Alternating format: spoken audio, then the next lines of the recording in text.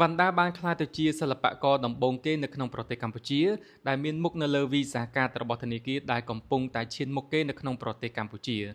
ទាក់ទងនឹងរឿងនេះផងដែរខ្ញុំឃើញថាមានមតិមហាជនមួយចំនួនបានប្រតិកម្មដែរទៅលើរឿងមួយនេះដែលគេប្រតិកម្មដោយយោងទៅលើហេតុផលផ្សេងៗអញ្ចឹងទៅ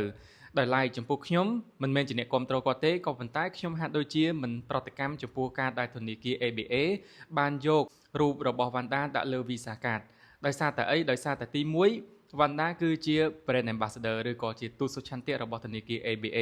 អញ្ចឹងអាចនិយាយបានថានេះវាជាយុទ្ធនាការមួយរបស់ធនាគារ ABA ដែលគាត់ធ្វើការជាមួយវណ្ណដាអញ្ចឹងនេះគឺជាការសម្រេចចិត្តរបស់គាត់ជាការងាររបស់គាត់ខ្ញុំគិតថាហាក់ដូចជាមិនមានអ្វីដែលខុសឆ្គងទេហើយមួយវិញទៀតធនាគារ ABA គឺជាគ្រឹះស្ថានឯកជនបាទអញ្ចឹងគឺគាត់មិនចំណោះឲ្យរដ្ឋាភិបាលឬក៏ជាធនាគាររបស់ជាតិនោះទេអញ្ចឹងហើយការដែលគាត់យករូបរបស់សិល្បករណាមួយនៅក្នុងប្រទេសកម្ពុជា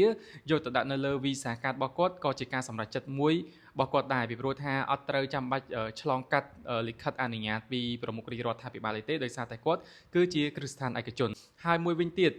វីសាកាតនេះគឺមានចំនួនកំណត់មានន័យថា limited edition អញ្ចឹងមិនមែនសម្រាប់ប្រជាជនទូទាំងប្រទេសដែលតម្រូវឲ្យប្រើវីសាកាតដែលមានរូបលោកវណ្ណដានោះទេបងប្អូនចង់ប្រើក៏បានអត់ក៏បានបើសិនជាចង់ប្រើត្រូវឆែកតម្លៃបន្ថែមទៀតអញ្ចឹងវាមានចំនួនកំណត់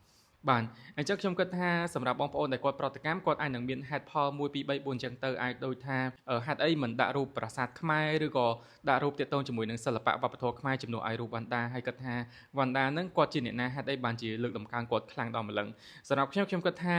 វណ្ណដាបើនិយាយអំពីតារាចម្រៀង rap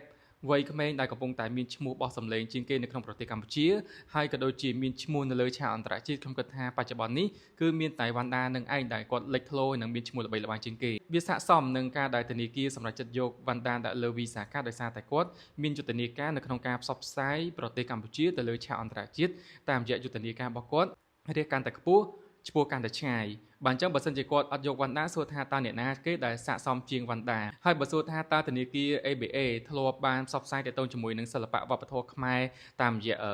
យុទ្ធនាការផ្សេងៗអត់ខ្ញុំឃើញថាគាត់បានធ្វើជាច្រើនកន្លងមកហើយមិនថាតែការផ្លាស់ប្ដូររូបភាពនៅពេលដែលមានបុណ្យទានចូលឆ្នាំភ្ជុំបិណ្ឌអីហ្នឹងគឺគាត់តែងតែបដូររូបភាពផ្សេងៗនៅលើ app ABA របស់គាត់អញ្ចឹងទៅហើយគាត់តែងតែផលិតនៅភាពយន្ត